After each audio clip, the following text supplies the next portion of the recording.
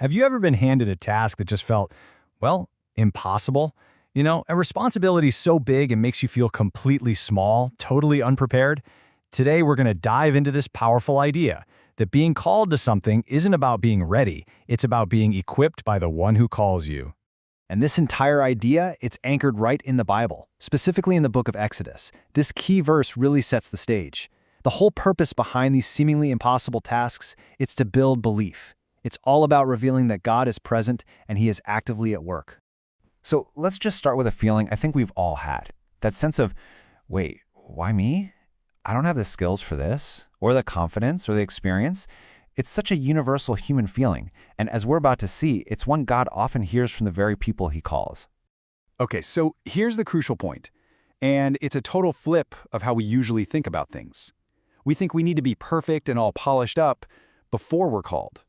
But the central argument here is the exact opposite. God's strategy a lot of the time involves choosing the unlikely, the hesitant, and the weak, because that's the perfect stage for His power to become super obvious. And really, there is no better case study for this than the story of Moses. I mean, think about it. We've got a fugitive, a shepherd living in exile, who is suddenly tasked with confronting the most powerful ruler on earth and leading an entire nation to freedom. So let's take a look at how he responded. Moses' first reaction is just pure doubt. And it's not even about the mission itself, it's about his own credibility. What if they don't believe me? See? He's completely focused on his own limitations, his fear of being rejected. He thinks the whole thing rests on his shoulders. Now pay close attention to God's response. He doesn't give Moses a 5-point plan for building credibility. There's no big pep talk. Instead, he asks a really simple question. What is that in your hand? He completely redirects Moses' focus away from his own inadequacy and onto this ordinary object that he's about to make extraordinary. So, to deal with Moses' fear of not being believed, God doesn't just offer words. He provides tangible, undeniable proof of His authority. He gives Moses a 3-part demonstration of power that he can literally take with him.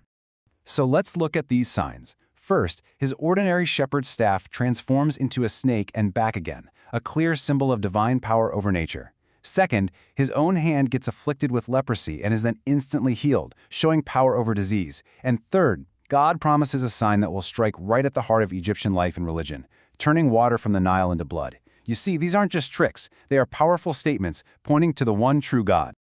But even after seeing all of this, Moses still hesitates. He pivots from his external credibility to his internal inadequacy.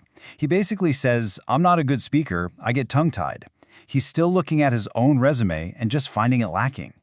And this leads to such a crucial contrast. Moses sees a problem, his mouth, but God gives him the ultimate perspective, asking, who made that mouth in the first place?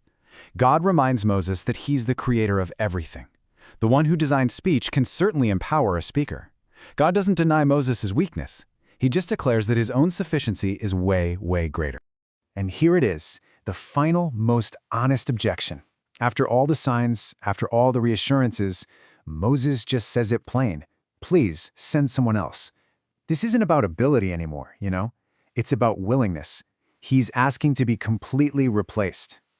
Now God gets angry, sure, but notice His response. He doesn't replace Moses. He provides for Moses. He says, what about your brother Aaron? I know he can speak well.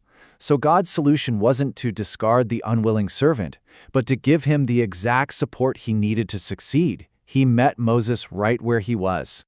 So what does this whole encounter teach us today? Well, this brings us to our first major lesson, and it's a really powerful one, finding strength in our weakness.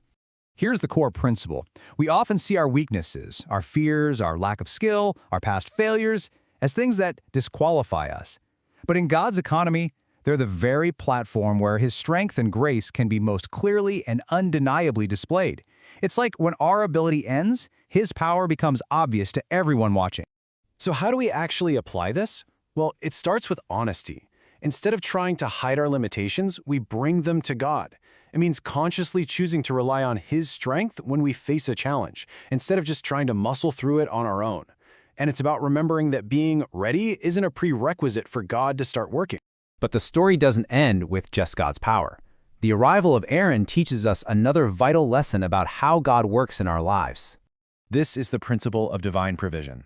You see, God's plan for Moses included Aaron. And His plan for us often includes other people, friends, family, mentors. These big, scary callings are rarely meant to be solo missions. God actually builds a support system around us to help us get it done. Practically, this just means being humble enough to accept help when it's offered. It means having the courage to take that first step, trusting that the resources you need will show up along the way. And above all, it's about trusting that you are never, ever truly alone in any challenge you face. And this brings us right back around to the final crucial question. When you're staring at a task that feels impossibly large and your own inadequacy is screaming at you, what do? The story of Moses shows us the answer isn't to look inward at our own strength, but to look upward to the one who calls. And that's the takeaway. That's the ultimate summary of this entire story. Your weakness isn't the end of the story. It's the beginning of a demonstration of God's incredible power. That thing you hold in your hand, the thing you see as ordinary, He can make it absolutely extraordinary.